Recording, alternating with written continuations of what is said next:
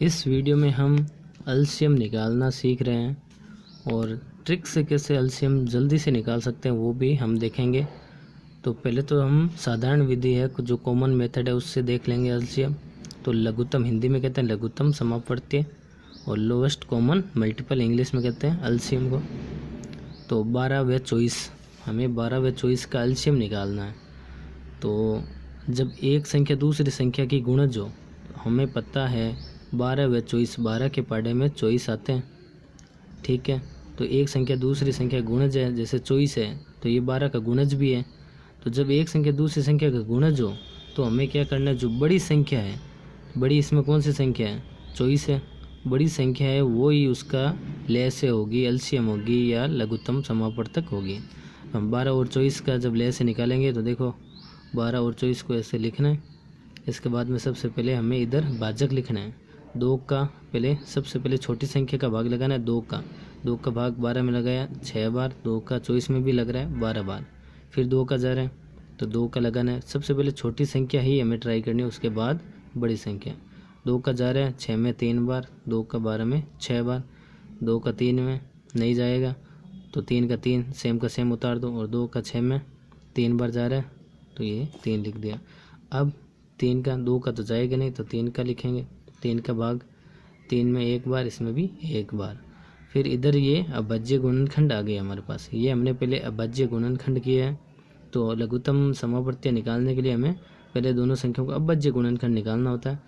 ये हमारे पास आ गए अभाज्य गुणनखंड, इधर साइड में इसको लिख दिया, 2 इंटू 2 इंटू 2 इंटू 3 है ये। इस जो भाजक होते हैं इनको हम गुणा करके लिखते हैं, इनको गुणा करेंगे तो 2 हमारे 24 आ रहा है, 2 दूनी 4, 4 दूनी 8 और 8 × 24, तो 24 हमारे क्या आ गया, एलसीएम आ गया, लघुत्तम समापवर्तक आ गया। तो शॉर्ट ट्रिक ये है कि जब एक संख्या दूसरी संख्या की गुणज हो, जैसे 24 है तो ये तो 12 के पहाड़े में 24 आते हैं, तो हमें क्या करना है, जो बड़ी संख्या है वो ही हमारा एलसीएम होगी, जैसे 24, ये आंसर आ गया 24। दूसरी है 3 और 4 का हमें लघुत्तम समापवर्तक निकालना है। तो ये क्या है, दोनों संख्या से अभाज्य संख्या होने पर, से अभाज्य संख्या हैं 3 और 4। से अभाज्य संख्या होने का क्या मतलब है, जब दो संख्याओं का केवल एक ही गुणनखंड कॉमन होता है, तो 3 और 4 का जब हम गुणनखंड निकालते हैं तो इन दोनों में केवल एक संख्या एक ही होगी, वो इनमें दोनों में कॉमन होगी। तो अब देखो 3 और 4 का अगर ऐसी स्थिति आई तो दोनों संख्याओं को आपस में गुणा करना है। 3 और 4 में कॉमन केवल एक ही है, तो ये ऐसे भी ध्यान रखेंगे कि 3 और 4 में कॉमन कोई भी संख्या का पहाड़ा नहीं जा रहा है, भाग नहीं जा रहा है 3 और 4 में। ऐसे और भी संख्याएं होती है तो वो हम आगे देख लेंगे। तो इसका भी सेम है, अभाज्य गुणनखंड किया ऐसे ही, और इनको गुणा करना है, अभाज्य गुणनखंड ये, और इनका 12 यहाँ 3 और 4 को आपस में गुणा करेंगे तो सीधा 4 × 12, ये इसका अगर से अभाज्य संख्या होगी तो सीधा इसका लय से हम इसे निकाल सकते हैं। जैसे से अभाज्य संख्या का एक और उदाहरण हम देख लेते हैं, 7 व 12 का देख लेते हैं।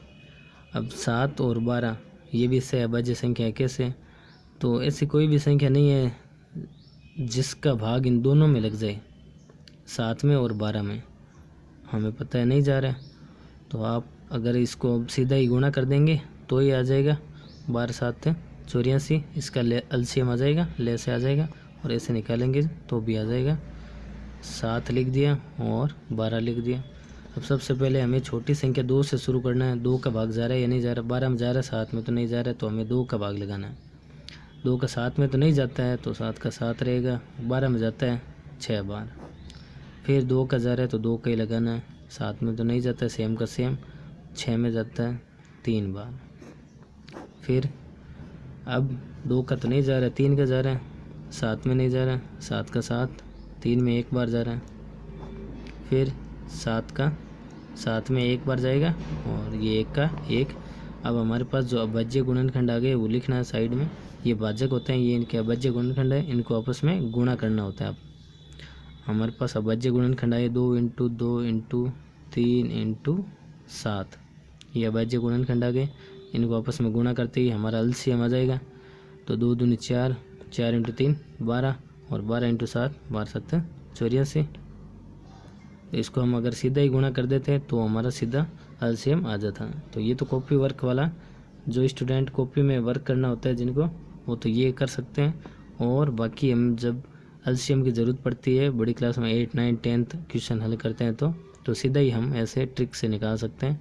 जैसे 7 और 12 से अभाज्य संख्या हैं, कोई भी कॉमन संख्या का इसमें भाग नहीं जा रहा है। ऐसे ही उदाहरण हम और ले सकते हैं। और उदाहरण है 11 व 13। तो इनमें भी ये भी से अभाज्य संख्या हैं, कॉमन संख्या का भाग नहीं जा रहा है। दोनों में अगर कॉमन संख्या का भाग नहीं जा रहा है तो आप सीधा ही गुणा कर दो, ये ध्यान रखना है। और जब एक संख्या में दूसरी संख्या की गुणज होती है तो ये ध्यान रखना है, जब बड़ी संख्या जो होती है वही उसका एलसीएम होती है। तो ऐसे ही वीडियो के लिए चैनल को लाइक शेयर सब्सक्राइब ज़रूर करें।